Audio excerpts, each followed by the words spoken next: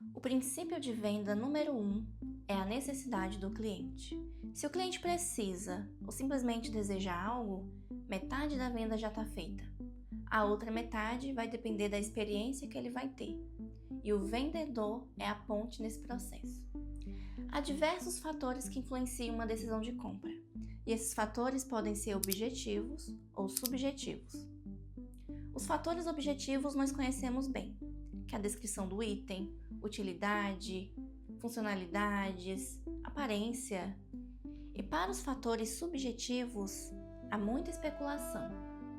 Inclusive, tem pessoas que se formam em neurociência para entender o funcionamento do cérebro humano e conseguir identificar brechas para convencê-las a tomar uma decisão de compra favorável a elas. Sim, isso existe e funciona.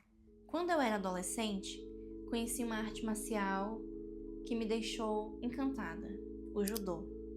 Nela, o seu fundador, o Sensei Jigoro Kano, traz o princípio filosófico conhecer-se para dominar-se. Ele ensina que o verdadeiro sucesso começa quando nós conhecemos nossas próprias forças e fraquezas. E como você deve imaginar, esse princípio funciona tanto para as artes marciais quanto para a nossa vida cotidiana. É evidente que conhecendo nossos pontos fortes e fracos, seremos capazes de extrair o nosso melhor em cada situação. Mas, e se você conhecesse os pontos fortes e as fraquezas das outras pessoas? Sobre esse tema, também há muita especulação. Você provavelmente já ouviu falar do teste de perfil comportamental DISC, da teoria dos 16 tipos de personalidade MBTI e dos 4 temperamentos, fora os 12 signos dos zodíacos. Todos são meios de classificação do ser humano para que possamos conviver melhor com nossas diferenças e para o autoconhecimento. Além disso, também existe o estudo científico da mente humana que analisa cada área do nosso cérebro, a chamada neurociência. Como você percebeu, o ser humano possui uma profunda necessidade de compreensão de si mesmo e do outro. E todo conhecimento é válido, mas com grandes poderes vem grandes responsabilidades.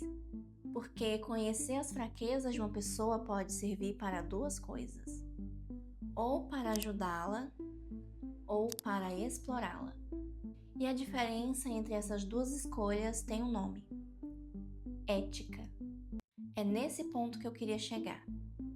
Eu já vendi tudo o que você puder imaginar e já fiz dezenas de cursos e mentorias sobre vendas a ponto de ser chamada para dar treinamentos. Você deve encontrar alguma gravação aqui no canal.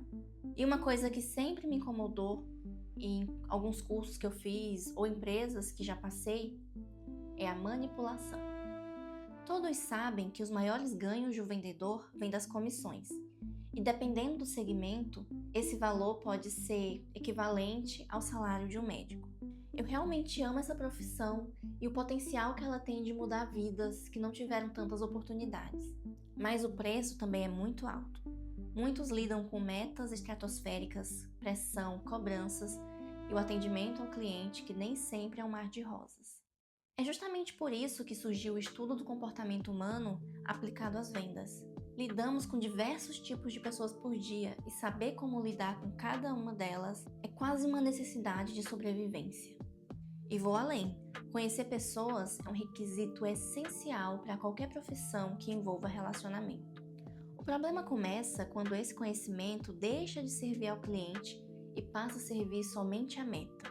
Quando a pergunta deixa de ser "como posso ajudá-lo?" e passa a ser "como posso fazer para essa pessoa dizer sim a qualquer custo?" É aí que a persuasão vira manipulação. E na minha opinião, é justamente nesse momento que nasce o vendedor antiético. Então, depois de tantos treinamentos, cursos e empresas pelas quais passei, decidi criar os 10 mandamentos do vendedor ético. Primeiro mandamento: não inventarás escassez onde ela não existe.